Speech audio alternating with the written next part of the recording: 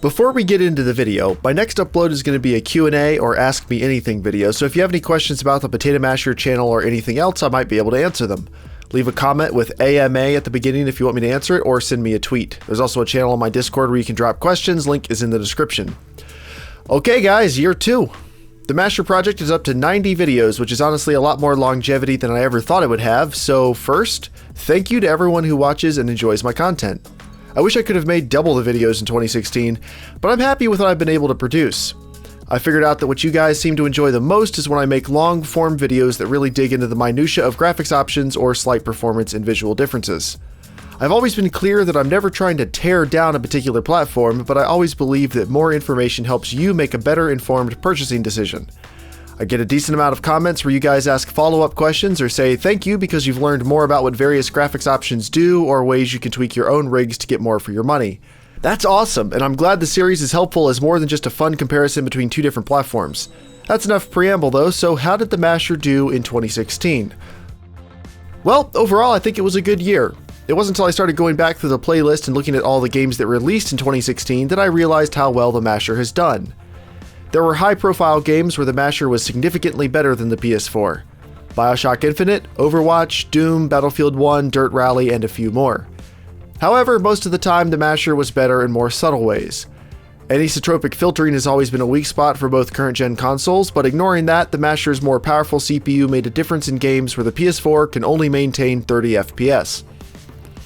There's one major category where the Masher no longer consistently leads. Developers have greatly improved texture memory optimization for the consoles, and at the same time I feel like PC ports have gotten slightly worse.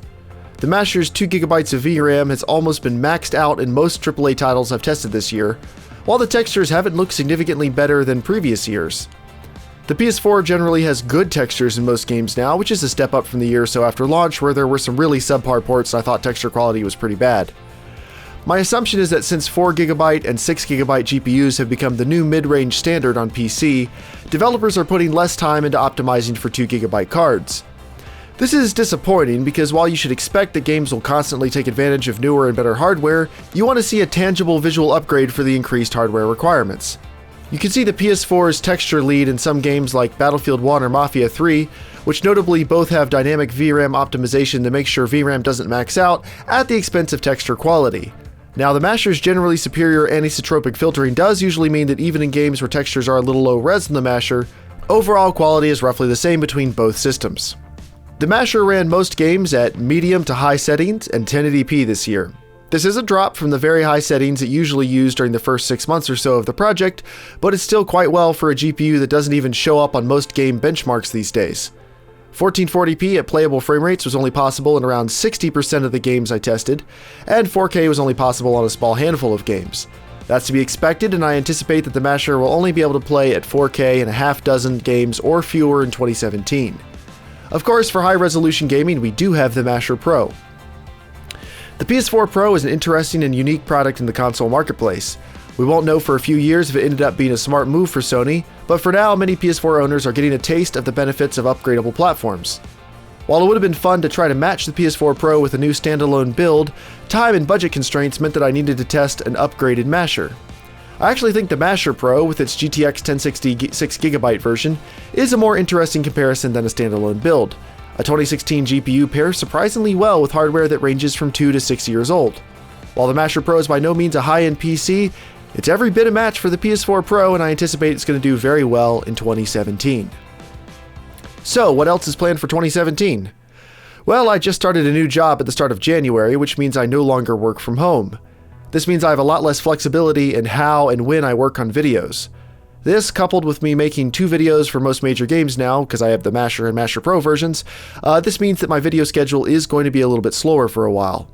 I'll do what I can to get more efficient at making videos, but I don't want the quality to drop. If that means I can only make a handful of videos a month, then so be it. The content is more important than the frequency, and that will always be my focus. I hope to test VR in both the Masher and Masher Pro this year, and I want to test more older games and more indies. There will of course be plenty of AAA tests, but I want to branch out and do more unique things with the channel. Also, I want to make more videos like my Riva tuner and super sampling videos. They were really well received by you guys, and I have at least a half dozen more ideas for similar videos with more surely to follow.